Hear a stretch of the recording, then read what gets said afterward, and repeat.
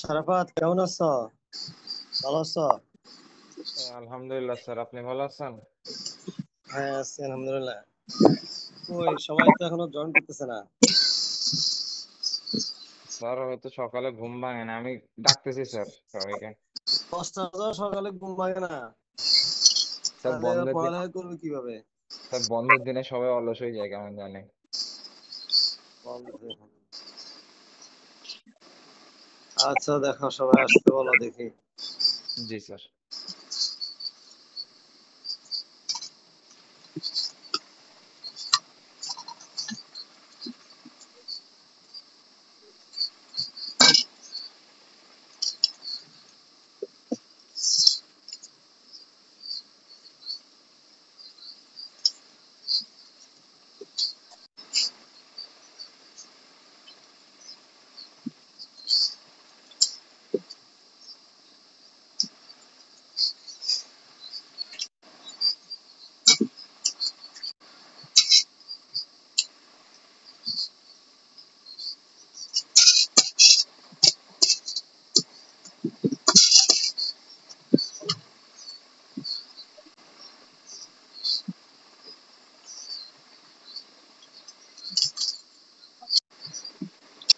তো বাকিরা আসলে আসবে পরে। জি স্যার। আচ্ছা দেখো, আমি ইতিমধ্যে তোমাদেরকে স্ট্রেট লাইনের পিডিএফটা দিয়ে দিলাম।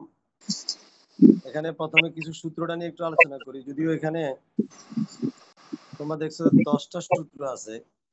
আমরা সকল সূত্র দিয়ে আমরা হয়তো অঙ্ক করবো না, কিছু সূত্র দিয়ে করব।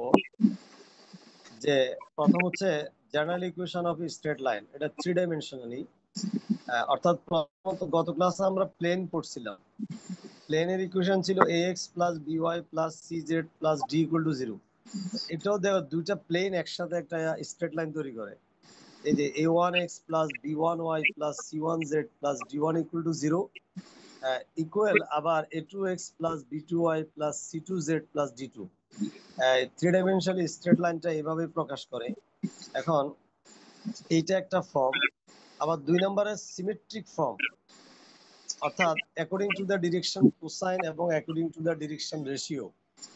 আমরা জানি যে direction cosine L M n দ্বারা প্রকাশ করে, আর direction ratio a b c দ্বারা প্রকাশ করে। তাহলে তোমার স্ট্রেট লাইনে যে নাম্বার 1 এবং নাম্বার 2, এই দুই পদ্ধতিতে এখানে স্ট্রেট লাইনটা প্রকাশ করে। জি এর স্যার। মধ্যে সিমেট্রিক ফর্মটা হচ্ছে 2 নম্বরটা, x minus x one by L, y minus y one by M, z minus z one by N. এটা এই ফর্ম থেকে আমরা আবার ওই যে 1 নম্বর যে ফর্ম প্লেনের ফর্মে সেখানেও যাইতে পারি। তাহলে এই দুইটা হচ্ছে, তাহলে আমরা x মাইনাস এক্স ওয়ান এর নিচে যেটা, এটাকে একবার দেখো এল এম এন দিয়ে প্রকাশ করছে কনস্ট্যান্ট গুলা, আবার এ বি সি দিয়ে প্রকাশ করছে। যদি এ বি সি দিয়ে প্রকাশ করি তাহলে ডিরেকশন রেশিও, আর যদি এল এম এন দ্বারা প্রকাশ করি তাহলে ডিরেকশন কোসাইন। জি স্যার। এরপরে তোমরা দুই বিন্দুগামী সরলরেখার সমীকরণ পড়ে আসছো, যে 2 ডাইমেনশনালি ইন্টারমিডিয়েট ছিল যেটা x1 y1 এবং x2 y2 বিন্দুগামী সরলরেখার সমীকরণ, যে x minus x one by x one minus x two, y minus y one by y one minus y two. এখানেও দুই বিন্দুগামী কিন্তু 3 dimensionally x1 y1 z1। Number 3 এ যে ফর্মুলাটা আছে সেটা, সেখানে দেখো অতিরিক্ত একটা আছে শুধু, যে অতিরিক্ত z মাইনাস z1 আর z1 মাইনাস z2। এই অর্থাৎ 3 ডাইমেনশনাল কারণে 2 ডাইমেনশনের সাথে আরেকটা পার্ট আসছে, জেড এর অংশটা ওই ইন্টারমিডিয়েট সূত্রের মতোই। জি স্যার। 4 নম্বর সূত্র যেটা অরিজিন দিয়ে যদি যায়, অরিজিন দিয়ে গেলে ওই যে 1 নম্বর সূত্র যেখানে ছিল সেখানে কনস্ট্যান্টটা ছিল d1 আর d2। তাহলে অরিজিন দিয়ে গেলে এই d1 আর d2 এর মান 0 হবে। কাজেই এই যেটা অরিজিন দিয়ে গেলে তুমি আর d1 আর d2 লেখা দরকার নাই, a1x plus b1y plus c1z equal to 0। এটা। এরপর হচ্ছে 5 নম্বর সূত্র, অ্যাঙ্গেল বিটুইন দ্য লাইন।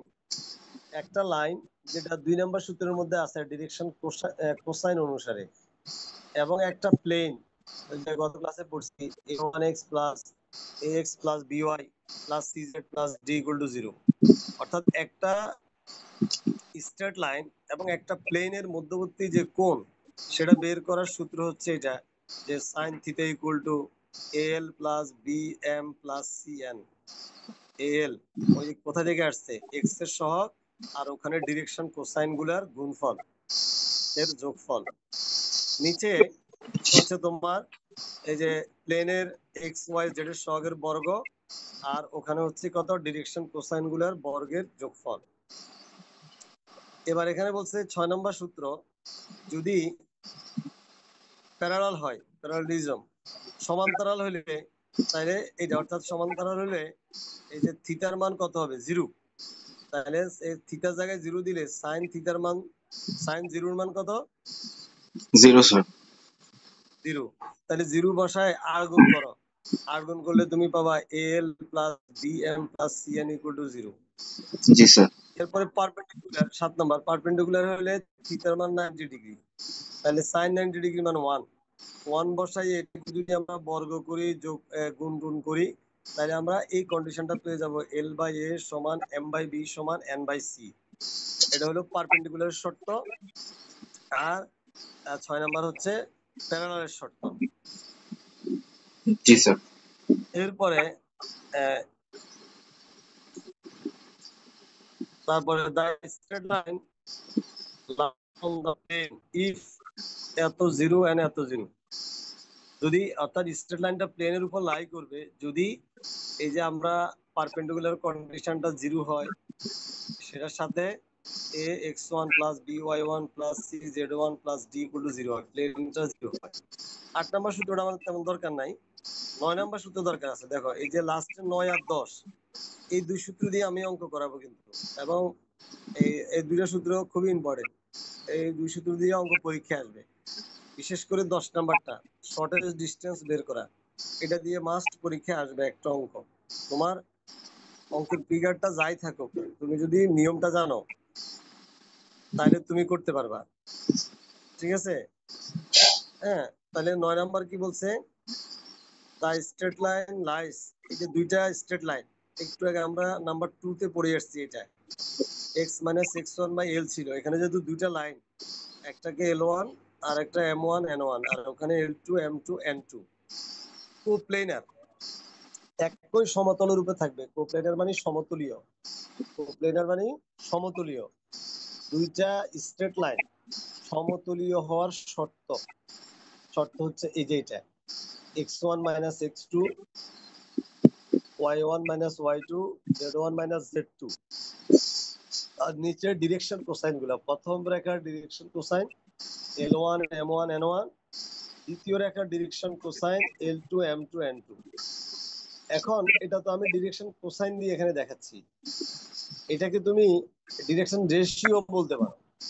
অর্থাৎ যদি ডিরেকশন রেশিও দিয়ে তুমি করো, তাহলে l1 m1 n1 এর জায়গায় এই তোমার এটা a1 b1 c1, আর l2 m2 n2 এর জায়গায় a2 b2 c2, এভাবে হবে। জি স্যার।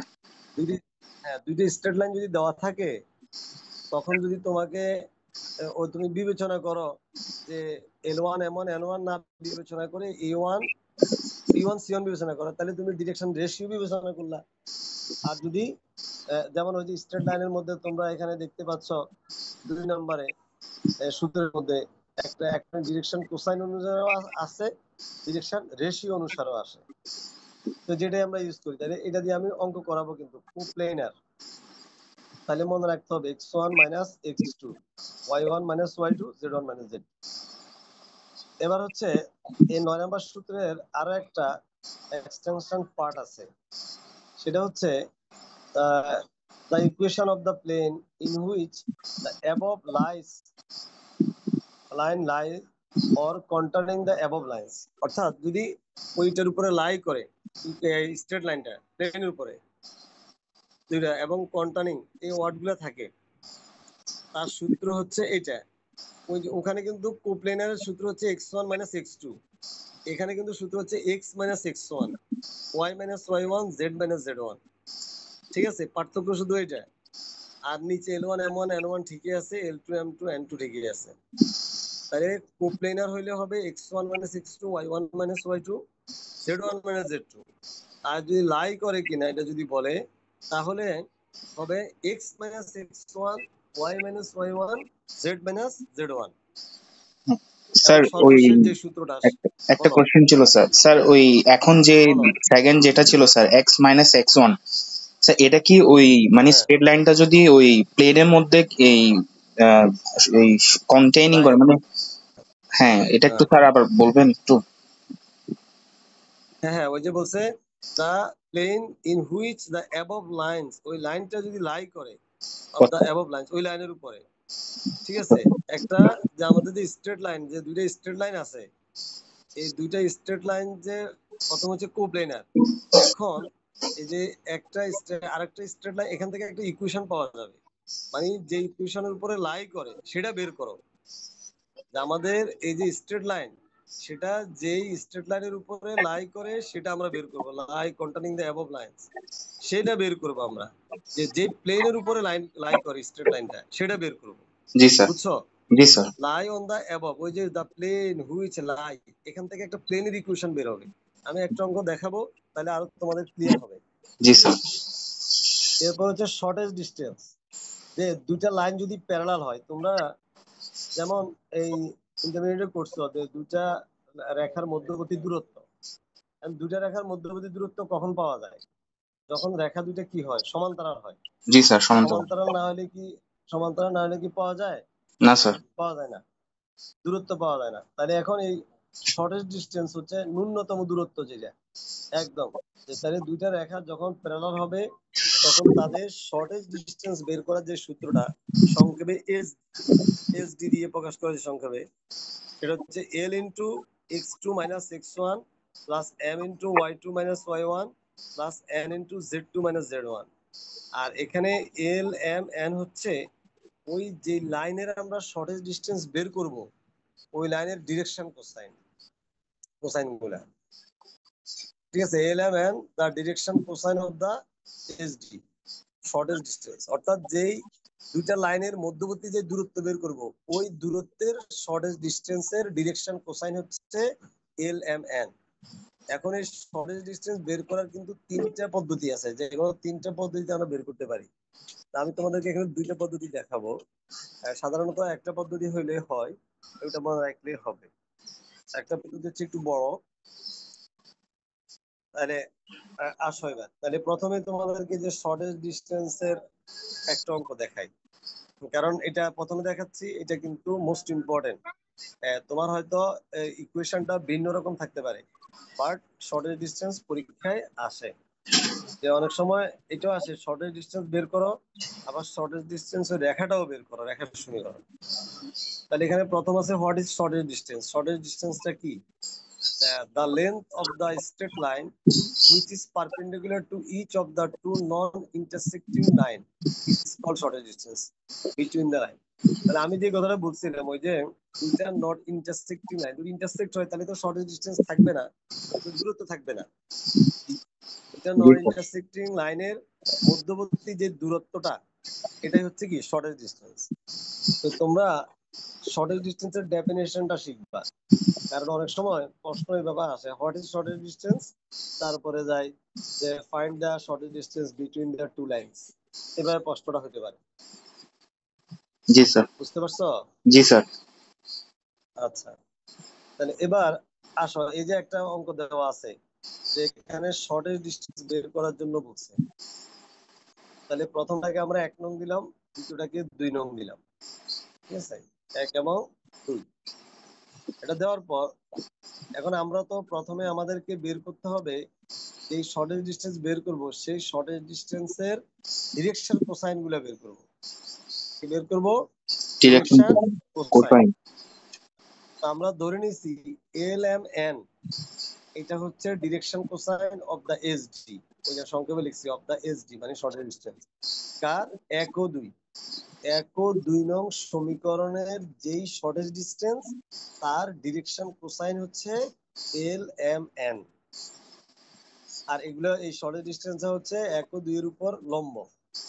এই কথাটা কি বুঝতে পারছো? জি স্যার। যে এল এম এন হচ্ছে 1 ও 2 নং রেখার যে শর্টেজ ডিস্টেন্স আছে সেই শর্টেজ ডিস্টেন্সের তোমার ডিরেকশন কোসাইন, এবং এই শর্টেজ ডিস্টেন্সটা হচ্ছে 1 ও 2 নং রেখার উপর লম্ব। তাহলে এখন আমরা যে এল এম এন বের করবো। এখন আচ্ছা আমরা জানি তাহলে আমার যে শর্টেজ ডিস্টেন্সের direction cosine L M N, তাহলে শর্টেজ ডিস্টেন্স এই দুইটা রেখার উপর লম্ব, 1 নং রেখার উপর লম্ব, 2 নং রেখার উপর লম্ব। তাহলে আমরা যে এর আগে পড়ে আসছি যদি লম্ব হয়, আমার শর্টেজ ডিস্টেন্স রেখাটা, শর্টেজ ডিস্টেন্স তো একটা রেখা, সেই রেখার 1 নং লম্ব, আবার শর্টেজ ডিস্টেন্স আর 2 নং রেখা লম্ব। তাহলে শর্টেজ ডিস্টেন্সের সাথে 1 নং রেখা যেহেতু লম্ব, তাহলে লম্বের শর্ত কি? যে L1 L2 plus M1 M2 plus N1 N2 সমান কত? 0 না? 0। জি স্যার। 0। তাহলে এখানে দেখো তো এই যে 1 নং রেখার ডিরেকশন কোসাইন গুলো কত? 3 -16 7। জি। আর শর্টেজ ডিস্টেন্সের ডিরেকশন কোসাইন কত? L M N। জি তাহলে কি স্যার। হবে? 3L। 3L তাহলে গুণ দিলে কি হবে? 3L minus 16M 16M plus plus 7M N 7N equal 0। 0। ওকে, জি। এটা আবার শর্টেজ ডিস্টেন্স রেখাটা 2 নং রেখার সাথে লম্ব। তাহলে 2 নং রেখার সাথে লম্বের শর্তটা ইউজ করলে 3L 3L plus 8M 8M minus 5N equals to 0। N equal 0। হ্যাঁ, তাহলে এই যে দুইটা ইকুয়েশন পাওয়া গেল, কত? 3 এবং 4। এখন এই যে গত ক্লাসে যেটা বলছিলাম, এখন এটা গত ক্লাস বা এর আগে এই 3 ও 4 কে আমরা ক্রস মাল্টিপ্লিকেশনে এটাকে আমরা এখন সমাধান করব। তাহলে সমাধান করলে ক্রস মাল্টিপ্লিকেশন তোমরা জানো, সমাধান করার পরে আমরা এইভাবে পেলাম, এখানে 8 দিয়ে ভাগ 12 দিয়ে ভাগ করলে 2 36 হবে 3, 72 হবে 6। পরে এই যে সামনাসামনি ক্যালকুলেশনটা আমরা আগেও করে আসছি, এই যে ইকুয়াল রুট ওভার দিয়ে যেটা আসছে, হ্যাঁ, জি। ইকুয়াল রুট ওভার দিয়ে যে ক্যালকুলেশনটা আসছে এটা আমরা আগেও করছি। এটা হচ্ছে যখন এটা অনুপাত থাকে, হ্যাঁ, অনুপাত থাকলে এবার উপরের গুলাকে বর্গ করে যোগ করছি, তারপর বর্গমূল করছি। ঠিক আছে, নিচের তো একই কাজ, নিচেরটাও কি জি একই স্যার। কাজ, অনুপাতের ক্ষেত্রে এটা করা যায়। তাহলে এটা করার পরে দেখো এই যে এল স্কয়ার প্লাস, এই ক্যালকুলেশনটা তোমাদেরকে আমি আগেও দেখেছি, যে L square plus M square plus N square, এটার মান কত? 1। এটা আমরা প্রমাণ করছি না, Yes sir। যে the square of the direction cosine, the sum of the square of the direction cosine is 1। 1। G sir. এটা আগেও প্রমাণ করছিলাম। তাহলে এটা হচ্ছে 1। আর জি নিচে স্যার। দেখো রুট ওভার 49 হয়, 49 হওয়া মানে কত? 7। 7। জি তাহলে স্যার। 1/7। তাহলে এখান থেকে L ইকুয়াল টু L/2 সমান 1/7, তাহলে L equal to 2/7, G sir. M equal to 3/7, N equal to 6/7। গত ক্লাসে আমরা এগুলোর ডিরেকশন রেশিও দিয়ে করছি, এই কারণে তখন কিন্তু আমরা এইভাবে রুট ওভার দিয়ে আনি নাই, ওখানে আমরা একটা কে ধরছি, ইন টার্মস অফ কে তে আনছি, মনে আছে কিনা? জি স্যার। জি স্যার। হ্যাঁ, তাহলে ওখানে যেহেতু ডিরেকশন রেশিও, এই জন্য এই পদ্ধতিতে ক্যালকুলেশন করি নাই। এখন এই যে তুমি এই শর্টের ডিস্টেন্সের ডিরেকশন কোসাইন গুলো বের করে ফেলছো, ডিরেকশন কোসাইন, তাহলে কত? L M N. তাহলে আমি যে একটু আগে সূত্র দেখে আসছি, সূত্রটা কি ছিল? L into x2 minus x1 জি sir. m into y2 minus y1 plus n into z2 minus z1। জি স্যার। তাহলে এখন এই যে তুমি এল এর মান, এম এর মান, এন এর মান বসাবা, আর এই x2 x1 এগুলোর মান বসাবা। এই যে দেখো x2 কত, হ্যাঁ, এই যে x2 হচ্ছে কত? 15। জি স্যার। আর x1 কত? 8। 8। তারপরে এই y1 হচ্ছে 29, y2 হচ্ছে -9। ও -9 কেন? কারণ আদর্শ ক্রমটা কিন্তু y - y1। জি স্যার। হ্যাঁ, তারপরে z2 কত? 5, z1 কত? 10। ঠিক আছে, জি তাহলে স্যার। এই মানগুলো তুমি এই এখানে বসাই দাও, বসাই দিলে যা আসবে এটাই হচ্ছে শর্টেজ ডিস্টেন্স। বুঝতে জি স্যার। পারছো? জি স্যার। তাহলে দেখো শর্টেজ ডিস্টেন্স যদি বের করতে বলে, তাহলে একটু সামারাইজ করি, তাহলে কি করতে হবে? প্রথমে আমরা শর্টেজ ডিস্টেন্সের ডিরেকশন কোসাইন গুলা ধরে নিতে হবে, এল এম এন। এরপরে এই ডিরেকশন কোসাইন, শর্টেজ ডিসটেন্সের ডিরেকশন কোসাইন আর আমাদের যে দুইটা লাইন দেওয়া থাকবে সেই লাইনের সাথে পারপেন্ডিকুলার কন্ডিশনটা ইউজ করে আমরা 3 এবং 4 ইকুয়েশন পাবো। পরে 3 এবং 4 ইকুয়েশনকে আমরা সলভ করে এলএম এন এর মান অর্থাৎ ডিরেকশন কোসাইন গুলো বের করব। বের করে পরে আমরা সূত্রে বসাই দিব। তাহলে এটা সহজ জিনিস না? জি স্যার। এটা প্র্যাকটিস করবো। আমি এটা দিয়ে দেখো আরেকটা অঙ্ক দেখাচ্ছি শর্টেজ ডিস্টেন্সের। এই যে এই অঙ্কটা দেখো শর্টেজ ডিস্টেন্স, তবে এখানে একটু পার্থক্য আছে। এখানে তোমরা দেখতেছো একটা লাইন দেওয়া আছে, ঠিক আগের মতোই লাইনটা দেওয়া আছে সিমেট্রিক্যাল ফর্মে, কিন্তু আমাকে শর্টেজ ডিস্টেন্স বের করতে হবে এক্স অক্ষ এবং এই লাইনের, এক্স অক্ষ এবং এই লাইনের। জি স্যার। হ্যাঁ, তাহলে এখন একটা যে লাইনটা দেওয়া আছে এটাকে 1 ধরলাম, আর একটা হচ্ছে এক্স অ্যাক্সিস, এন্ড এক্স অ্যাক্সিসটাকে আমাদেরকে এই সিমেট্রিক্যাল ফর্মে বিবেচনা করে নিতে হবে। তাহলে এক্স অ্যাক্সিসটাকে যদি সিমেট্রিক্যাল ফর্মে বিবেচনা করি এটাকে লিখতে হবে দেখো এক্স মাইনাস 0/1, যেহেতু এক্স অ্যাক্সিস এই জন্য 1, জি বাকিগুলো স্যার। সব 0, জি sir. y minus 0/0, z minus 0/0। হ্যাঁ, এরকম ভাবে আসবে এখান থেকে।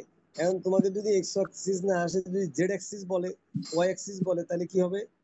স্যার ওয়াই এক্সিস হলে স্যার ওই y-0/1 হবে, আর জেড এক্সিস হলে 1 হবে, z-0/1 হবে স্যার। 1 হবে। হ্যাঁ, ঠিক আছে, থ্যাংক ইউ। আর অন্য যে অ্যাক্সিস বলে সেটার নিচে 1 হবে, বাকিগুলা 0 হবে। জি স্যার। তাহলে এভাবে এখন দেখো তুমি এখন তাইলে ঠিক এই যে আগে যে অঙ্কটা করেছি তার মতো তুমি এখন এই যে এল এম এন এটা ধরে নাও যে শর্টেজ ডিস্টেন্সের ডিরেকশন কোসাইন। জি তাহলে স্যার। এখন এল এম এন এর সাথে প্রথম রেখা কি হবে? 5l, ঠিক আছে, জি sir. Minus 4m -4m plus + 12n, n = 0। 0। এবার দ্বিতীয় রেখার সাথে নাও, জি নিলে স্যার। l দ্বিতীয় + আসতেছে 0 * m + 0 * n = 0 হবে স্যার।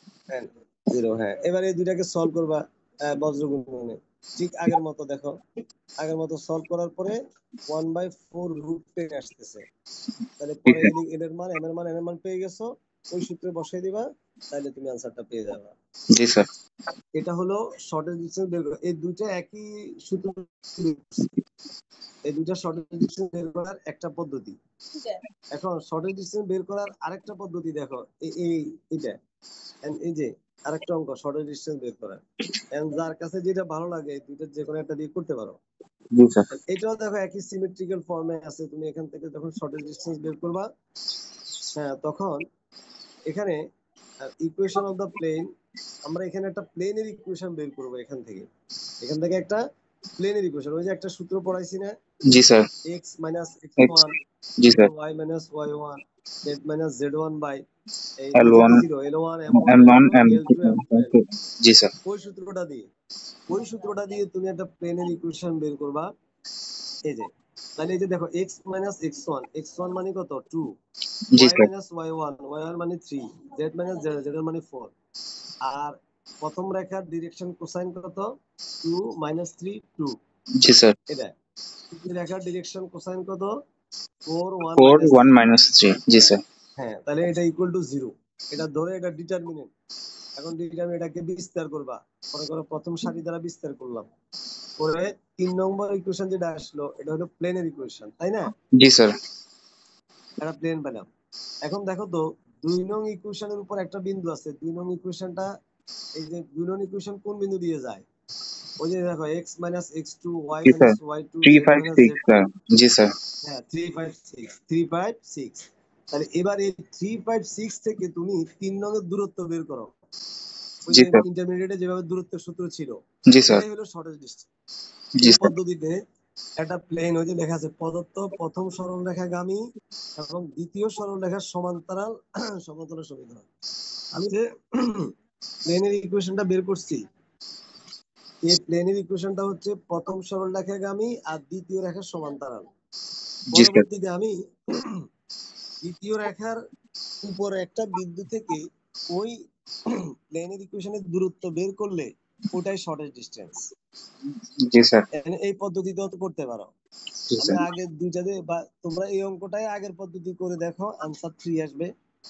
আবার আগের অঙ্কগুলো এই পদ্ধতিতে করে দেখো, একই পদ্ধতিতে আসবে। জি এখন তোমাদের ধরো যার কাছে যে নিয়মটা ভালো লাগে সে নিয়মটা ফলো করবা। বুঝতে পারছো? জি স্যার।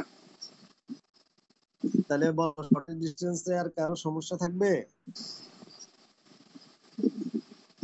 না স্যার। যদি সমস্যা থাকে তাহলে এরপরে এই আগে এগুলো করবা ভালো করে। এখানে 3টা অঙ্ক শর্টেজ ডিস্টেন্সে দেওয়া আছে। এ সমস্যা থাকলে পরে আগামী এই তো ক্লাস যখন সরাসরি ক্লাস নিব তখন তোমরা সমস্যাগুলো দেখাইতে পারবা, সমস্যা নেই, জি স্যার, তখন ইনশাআল্লাহ দেখে স্যার। নিবা। এরপর হচ্ছে দেখো so that the condition for the line. এখানে দেখো দুইটা লাইন আছে। এখন এটা দুটো স্ট্রেট লাইন। ওই যে এটা কোন ফর্মে আছে, 1 নং ইকুয়েশন যে ফর্মে ছিল আমি যে সূত্র দেখাইছি, জি স্যার। এই যে সূত্রটা a1 বলতে x দেখো plus 1 নং b1 y plus c1 z equals y to d1 = 0 এই ফরম্যাটে আছে। দেখো দুইটা লাইন। এখন এই দুইটা লাইন এই ফরম্যাটে আছে, বলছে তারা যদি পারপেন্ডিকুলার হয় তাহলে এইটা প্রমাণ করো। ইফ টু বি পারপেন্ডিকুলার হবে যদি a1 plus c c1 plus 1 = 0 হয়, তাহলে তারা পারপেন্ডিকুলার হবে। জি স্যার। তাহলে এই যে দুইটা লাইন আমরা লিখে নিলাম। এখন এই পারপেন্ডিকুলার দেখানোর জন্য যদি সিমেট্রিক্যাল ফর্মে থাকে, সিমেট্রিক্যাল ফর্মে থাকলে তখন ওই যে ডিরেকশন কোসাইন অনুসারে ছিল l into l1 plus m into m1 plus n into n1 = 0, 0 জি স্যার। কিন্তু এটা সিমেট্রিক্যাল ফর্মে না। এইটার জন্য আমরা যখন তোমার পারপেন্ডিকুলার সূত্রটা দেখাবো সেটা বের করার নিয়ম হচ্ছে এরকম। দেখো নাও ডিটারমিনিং দ্য ডিরেকশন রেশিও, আমরা এখান থেকে ডিরেকশন রেশিও বের করব। যে ইকুয়েশন 1, 1 নং ইকুয়েশনের ডিরেকশন রেশিও বের করতেছি। তো ডিরেকশন রেশিও কিভাবে বের করতেছি দেখো, এই যে 1 নং ইকুয়েশনে এক্স এর সহগ কত 1, 1 স্যার। ওয়াই এর সহগ কত 0 স্যার। 0, 0। তারপরে এই জেড এর সহগ কত sir minus A, minus a sir, sorry. Minus A, তাহলে 1 0 মাইনাস এ। পরবর্তীতে আবার 1 0 লিখলাম, আবার এক্স এর সহগ আর ওয়াই এর সহগ। ওই যে তোমরা ইন্টারমিডিয়েট সারাস ডায়াগ্রাম ছিল একটা, হ্যাঁ, জি সারাস স্যার। ডায়াগ্রাম দিয়ে যে লিখতে হয়। তাহলে এই যে প্রথমে কি এক্স এর সহগ, পরে ওয়াই এর সহগ, পরে জেড এর সহগ, এরপরে আবার এক্স এর সহগ আর ওয়াই এর y সহগ। সহ। ঠিক আছে? জি স্যার। আচ্ছা, এরপরে দেখো তো ওই যে 1 নং ইকুয়েশনে আবার জিরোর পরে আবার আছে না y minus c z minus d, আছে কিনা? জি স্যার। হ্যাঁ, তাহলে ওখানে এক্স এর সহগ কত 0, 0 জি স্যার। ওয়াই এর সহগ 1, 1 1, আর জেড এর সহগ minus c sir. Minus c. তাহলে জি স্যার। এরপরে আমরা আবার কি লিখবো, x এক্স এর সহগ আবার ওয়াই এর সহগ আবার y 0 সহ। বার। জি স্যার। হ্যাঁ, এবার যখন দেখো ডিরেকশন রেশিওটা হিসাব করবা তখন কিভাবে, প্রথমটা বাদ দিয়ে এই যে তীর চিহ্ন দিতে আছে, জিরোর সাথে মাইনাস সি এর গুণ, জি স্যার। তাহলে কত আসবে 0, এই 0 যে লেখা আছে দেখো 0। 0 জি আর স্যার। এরপরে মাইনাস মাইনাস এর সাথে 1 এর গুণ। তবে ওই যে নির্ণায়কের ক্ষেত্রে দেখো এই দিক থেকে গুণ দিলে প্লাস আর ওই দিক থেকে গুণ দিলে সূত্রের কি মাইনাস হয় স্যার। মাইনাস। জি স্যার। হ্যাঁ, তো মাইনাস, তাহলে ওখানে মাইনাস আসছে, মাইনাসে মাইনাসে প্লাসে হয়েছে, জি স্যার। এই জন্য 0 প্লাসে। ওকে, এরপরটা তীর চিহ্ন আবার পরেরটাতে যাও, দেখো মাইনাস এর সাথে 0 গুণ জি স্যার। 0, 0 জি স্যার। পরে 1 এর সাথে মাইনাস সি এর গুণ, ওই দিক থেকে গুণ দিলে প্লাস। সূত্রে একটা মাইনাস, জি স্যার, প্লাস c। তাহলে প্লাস হয়ে 0 প্লাস সি। জি স্যার। এরপরটা দেখো কি আসবে 1, 1 এর সাথে 1 এর গুণ, জি স্যার। আর ওইদিকে মাইনাস 0, তাহলে জি 1 মাইনাস 0, জি তার স্যার। মানে কত আসতেছে এ সি 1। G sir. তাহলে এই যে প্রথম লাইনের ডিরেকশন রেশিও বের করছি, এটা প্রথম লাইনের ডিরেকশন রেশিও স্যার। রেশিও। তাহলে এটা কি বুঝতে পারছো সবাই? জি স্যার। হ্যাঁ, তাহলে একইভাবে দ্বিতীয় লাইনের ডিরেকশন রেশিও, এই যে দ্বিতীয় লাইন যাও দেখো, জি স্যার। দ্বিতীয় লাইনে এক্স এর সহগ কত 1 1, স্যার। জি স্যার। 1, তারপরে ওয়াই এর সহগ 0, 0 জি স্যার। তারপরে জেড এর সহগ minus A, minus a1। G sir. এরপরে আবার কি লিখবো, এক্স এর সহগ আর এবার y ওয়াই এর সহ সহগ স্যার। 1 0, yes sir. এরপরে ইকুয়াল 0, এরপরে ইকুয়াল 0 এর পরে পরেরটাতে দেখো x9 মানে x এর সহগ 0, 0 জি স্যার y এর সহগ 1, z এর সহগ মাইনাস -c1। 1 জি স্যার হ্যাঁ, পরে আবার x 0 এবং y এর সহগ 0, 1। জি স্যার তাহলে এবার আগের মতো হিসাব করো, দেখো যে আগের মতো যদি হিসাব করি, ওই যে গুণ দাও 0 minus c, 0 sir 0 minus c1, তাহলে 0, আর এদিক থেকে গুণ দিলে প্লাস a1 হবে প্লাস স্যার c1। মাইনাস জি স্যার হ্যাঁ, তারপরে ওইটা 0 হয়ে প্লাস c1 হবে, জি এটা স্যার 1 হবে, তাহলে a1 c1 1। জি স্যার তাহলে এটা হলো তোমার দ্বিতীয় লাইনের ডিরেকশন রেশিও। ডিরেকশন রেশিও জি স্যার হ্যাঁ, এখন ডিরেকশন রেশিও অনুসারে যদি পারপেন্ডিকুলার হয়, তাহলে আমরা সূত্রের মধ্যে কি পড়ে আসছি স্যার যে হ্যাঁ, a into a1 plus b into b1 plus c into c1, তাহলে a1, এখন a1 a2, তাহলে a1 মানে কত a, এ আর a2 মানে কত a1, তাহলে a1 a এর সাথে a1 এর গুণ প্লাস c এর সাথে c1 এর গুণ 1 এর সাথে 1 এর গুণ, তাহলে এই শর্তটা বের হয়ে গেল। জি স্যার বুঝা গেছে? জি স্যার তাহলে যদি ওই ফরম্যাটে থাকে, সিমেট্রিক্যাল ফর্মে থাকে, তখন তো ডাইরেক্ট সরাসরি বোঝা যায় যে L1 L2 plus M1 M2 plus N1 N2 equal to 0। জি স্যার আর যদি এই ফরম্যাটে থাকে, তাহলে তোমাকে ডিরেকশন রেশিও গুলা এভাবে বের করে নিতে হবে। ওকে, জি স্যার বুঝতে পারছি আচ্ছা, এখন এটা তো দেখাইলাম। আচ্ছা, তাহলে আর দেখো আরেকটা অঙ্ক দেখাবো, আরেকটা অঙ্ক। এটা হচ্ছে দুইটা প্লেন, তবে 4 মিনিট পরে লাইন কেটে গেলে তোমরা আবার জয়েন করবে, আমি আবার তোমাদের পাঠাবো, ঠিক আছে? জি স্যার এখন এই যে এখানে যেমন এই আছে কোশ্চেনটা, তারা কোপ্লেনার একই সমতলে আছে। ওই যে আমি বলছিলাম যে 9 নাম্বার সূত্র পড়াইছিলাম যে ওইটা। হ্যাঁ, এবং 9 নাম্বার সূত্রের দুইটা পার্ট, একটা পার্ট ছিল এই লাইন দুইটা কোপ্লেনার, এটা দেখো। জি স্যার আর একটা পার্ট ছিল ওই যে একটা প্লেনের ইকুয়েশন বের করো, and also show that the equation of the plane containing them এত। জি স্যার হ্যাঁ, ওই যে বাংলায় লিখে দিচ্ছি এখানে, যে দেখাও যে সরল রেখাদ্বয় ধারণকারী ওই সমতলের সমীকরণ হচ্ছে এটা।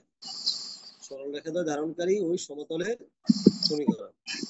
And এখান থেকে কিন্তু আবার তোমাকে এটাও বলতে পারে এই লাইন দুইটার শর্টেস্ট ডিসটেন্স বের করো, একই জিনিসটা, জি স্যার একই জিনিস একই জিনিস। তাহলে তোমরা বাসায় দরকার এটাও প্র্যাকটিস করতে পারবা, এই যে দুইটা লাইন দেওয়া আছে, শর্টেস্ট ডিসটেন্স বের করবা। হ্যাঁ, এটা করতে পারবে শর্টেস্ট ডিসটেন্স।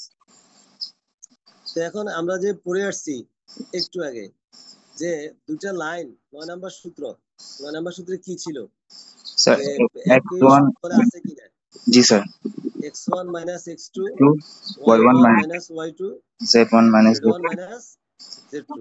জি আর এটা দুই ভাবে হইতে পারে। এখন তুমি এই যে আমি সূত্রটা কিন্তু এখানে লেখা আছে, দেখো ওই যে 1 নং ইকুয়েশন 2 নং ইকুয়েশনের পরে the straight line 1 and 2 are coplanar if, এটা এটা ডিরেকশন রেশিও দিয়ে লেখা আছে। ডিরেকশন কি দিয়ে? রেশিও দিয়ে রেশিও স্যার দিয়ে। কিন্তু এটা ডিরেকশন কোসাইন হলে সমস্যা নেই, তুমি এটাকে ডিরেকশন কোসাইনে বিবেচনা করতে পারো। তো এখানে যেমন 1 নং ইকুয়েশনে এই যে আমি ডিরেকশন রেশিও ধরে নিছি a1 b1 c1, তাহলে ডিরেকশন রেশিও কত? 4 4 5। জি স্যার 1 নং ইকুয়েশন ডিরেকশন রেশিও। আবার 2 নং ইকুয়েশনের ডিরেকশন রেশিও কত? 7 1 7 1 3 3 জি স্যার 3। এখন এগুলাকে তুমি ডিরেকশন রেশিও না বলে এগুলাকে তুমি ডিরেকশন কোসাইনও বলতে পারো।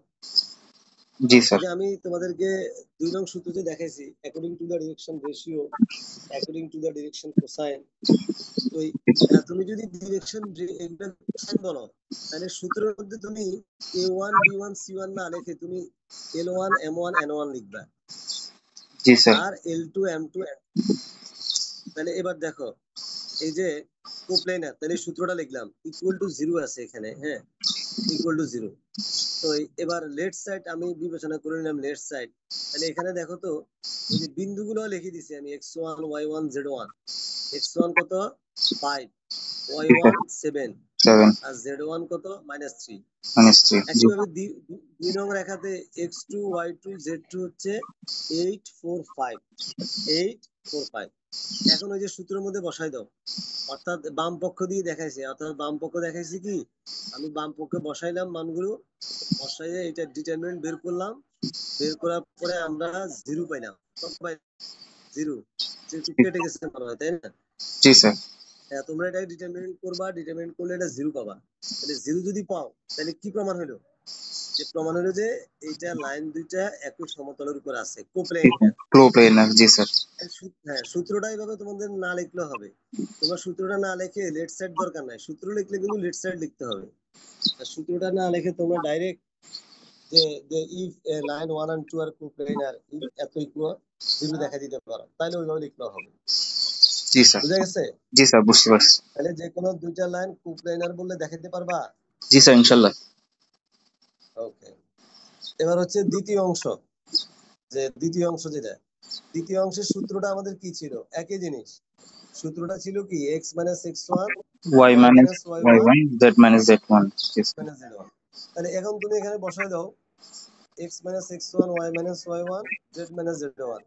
তাহলে এটা বসায় দেওয়ার পরে তাহলে দেখো এই যে তোমার প্লেনটা চলে আসতেছে।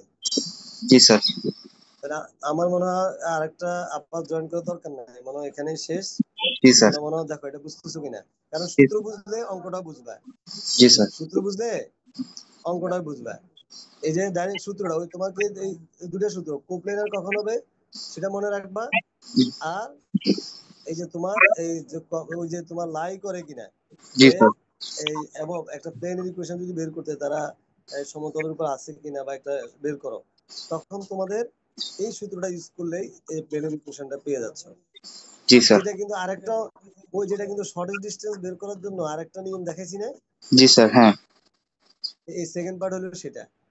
আচ্ছা। এই যে তুমি এখন এটা তো ফার্স্ট লাইন দিয়ে করছো না? জি স্যার, হ্যাঁ। x - x1। তুমি এখন এই যে দ্বিতীয় লাইনের উপর একটা বিন্দু কত?